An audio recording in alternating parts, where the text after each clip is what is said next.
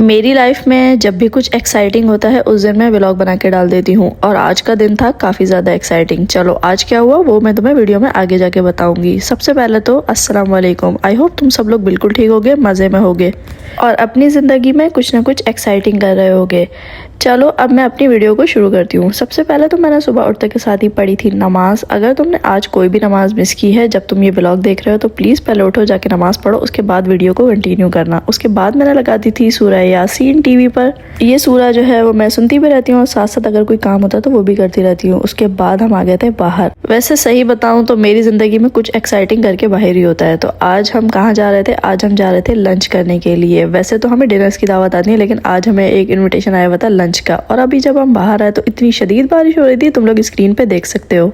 हमेशा की तरह मैं लास्ट मिनट पे तैयार हुई और मैंने तैयार होते हुए वीडियो नहीं बनाई, लेकिन मैंने ये साइड से वीडियो रास्ते में ज़रूर रिकॉर्ड की क्योंकि हम लोग जा रहे थे तकरीबन 1.5 घंटे दूर। तो मेरे पास काफ़ी टाइम था वीडियो रिकॉर्ड करने का, तो ये मैंने तुम लोगों के लिए छोटा सा क्लिप रिकॉर्ड किया है क्योंकि जब मैं तैयार हो रही थी उस टाइम तो इतना टाइम ही नहीं था कि कोई भी वीडियो रिकॉर्ड करूँ। चलो अब टेक्सास में उन लोगों ने वार्निंग दी हुई थी बहुत तेज़ रेन की, और यकीन करो हम लोग जब 11:30 बजे घर से निकले आसमान बिल्कुल साफ था, लेकिन जैसे जैसे हम लोग आगे बढ़ने लगे काफ़ी तेज़ बारिश होने लगी थी। और एक जगह पर तो ऐसा हुआ था कि सामने का रोड बिल्कुल भी नज़र नहीं आ रहा था और बहुत ही स्लो ड्राइविंग करनी पड़ रही थी क्योंकि जाहिर है बारिश में बहुत ध्यान रखना पड़ता है।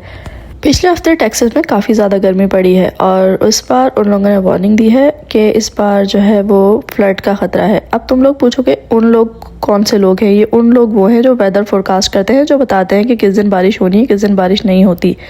वैसे मुझे उन पर ज़्यादा ट्रस्ट नहीं है क्योंकि उनके तुक्के हमेशा नहीं लगते।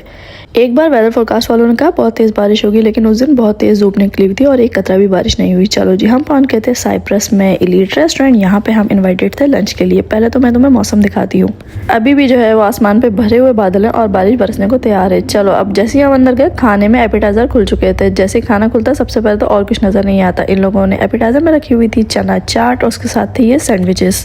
जिस रेस्टोरेंट में हम आए थे ये था इंडो पाक रेस्टोरेंट, यानी कि इंडिया के और पाकिस्तान के मसालों का और जायके का कॉम्बिनेशन। तो पहली टर्न में मैंने लिया था एपिटाइजर में मिंट लेमनेड और उसके साथ थोड़ी सी चाट और सैंडविच।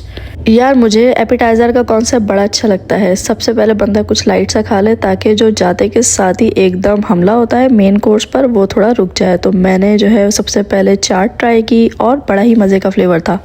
अब तुम लोग सोचोगे कि मैं तो हर खाने को बड़े ही मज़े का कहती हूँ। नहीं, मैं तुम लोगों के साथ वो खाने भी शेयर करूँगी जो मज़े के नहीं होते। अब इसके बाद बारी आ गई थी लंच की। मैंने सबसे पहले ली प्लेट, उसके साथ जो है वो अब यहाँ से मेन्यू स्टार्ट हो गया। सबसे पहले उन्होंने रखे थे वाइट राइस और उसके साथ ही मटन बिरयानी, क्योंकि यहाँ पर उन्होंने गोरों को भी इन्वाइट किया था और उनके मैदे हमारी तरह मिर्चें खा खा के जले हुए नहीं होते, इसलिए वो ज़्यादा मिर्चें बर्दाश्त नहीं कर सकते। और इसके अलावा उन्होंने रखा था मटर आलू का सालन था, उसके अलावा पालक पनीर था और ये जो था वो मंगोलियन बीफ था।